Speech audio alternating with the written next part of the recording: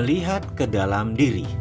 Coba kita merenung sebentar, coba Anda melakukan hal yang biasa disebut dengan istilah inward looking atau melihat ke dalam diri. Bisakah Anda menceritakan bagaimana selama ini uang datang kepada Anda? Bisakah Anda mengenal pola uang datang ke Anda? Ada berapa cara uang datang ke Anda? Mungkin agar lebih cepat saya bantu dengan pertanyaan. Apakah uang Anda diperoleh dengan bekerja? Atau diberi orang tua Anda? Atau diberi oleh suami? Atau diberi oleh pasangan hidup Anda? Atau dari hasil usaha sendiri? Atau dari dagang? Atau dari gaji? Atau dari meminta kepada orang lain? Apapun itu. Sewaktu Anda melanjutkan video ini, mungkin ada di antara Anda yang sudah lelah dengan masalah keuangan. Sudah capek dengan ketergantungan kepada orang lain. Serta sudah tidak bisa lagi mencari cara untuk menutupi semua kewajiban yang terus meningkat setiap bulan, setiap harinya, setiap tahunnya. Dan mungkin Anda setuju bahwa Anda memilih untuk menyudahi masalah finansial ini. Anda memilih bertanggung jawab atas apa yang terjadi di depan Anda. Anda memilih untuk menyetop ketergantungan kepada orang lain. Anda memilih menjadi pribadi yang menang. Anda memilih untuk menjadi bagian dari solusi. Tidak ada yang namanya keunggulan. Yang ada hanyalah pengulangan. Misalnya, sekarang kita bayangkan. Misalnya ya, ini hanya pelajaran untuk memberikan pemahaman terhadap persepsi Anda.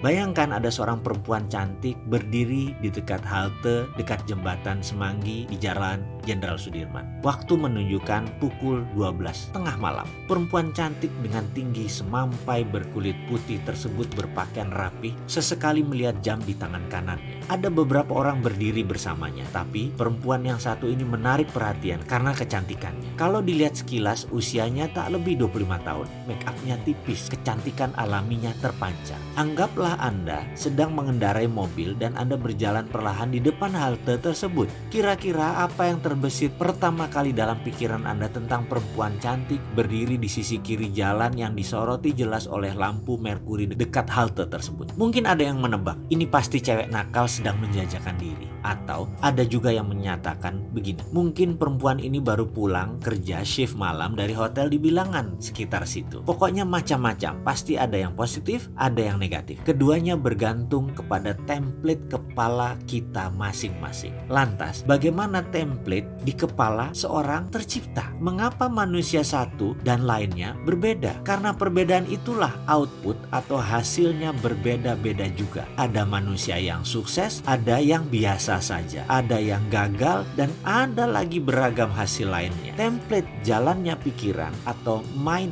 map tercipta karena sesuatu yang berulang-ulang terjadi dalam perjalanan hidupnya. Misalnya seseorang yang membaca koran lampu merah, atau dulu ada namanya pos kota, atau isi berita yang selalu negatif. Walaupun berita-berita tersebut merupakan fakta, tetapi kalau setiap hari dijejali dengan berita maksiat, kriminal, bisa dibayangkan seperti apa template orang yang kira-kira selama 5 tahun kalau dia baca dan yang diperoleh adalah hal-hal seperti itu. Di sisi lain, apa yang terjadi jika seseorang membaca koran, majalah bisnis, buku self-improvement selama 5 tahun? Template seperti apa yang dia miliki? Jika sekiranya kedua orang tersebut berjalan bersama dalam mobil, lalu melihat fenomena wanita cantik tadi, apakah Anda menebak apa isi kepala masing-masing kedua orang itu? Bagaimana? Inginkah mengubah dasar pemikiran Anda? Dalam memutar roda, selalu ada yang memberatkan. Sama halnya dalam melakukan perubahan mindset ini. Maka, selain keyakinan-keyakinan lingkungan yang mempengaruhi, ada juga hal yang harus Anda jaga setelah melakukan perubahan. Jika ini tidak dijaga, Anda akan kembali lagi menjadi diri Anda yang lama. Sebagaimana Anda tahu, pandangan dan reaksi Anda terhadap kejadian dalam hidup ditentukan oleh dasar-dasar pemikiran Anda. Dasar pemikiran tersebut merupakan keyakinan-keyakinan, pendapat-pendapat, dan kesimpulan-kesimpulan yang Anda tarik sebagai masukan dari pengalaman Anda yang Anda terima sejak kecil. Hal-hal tersebut membentuk self-concept. Seberapa Anda yakin tentang diri Anda, inilah filosofi hidup Anda. Semakin kukuh dasar pemikiran tersebut, semakin yakin Anda dengan kebenarannya. Pada akhirnya, dasar inilah yang menjadi pengendali apapun yang Anda lakukan, yang Anda kerjakan, dan yang Anda rasakan. Jika Anda yakin Anda adalah orang yang penuh dengan talenta dan semangat, ramah, populer, sehat, serta memiliki kehidupan yang indah, dasar-dasar pemikiran ini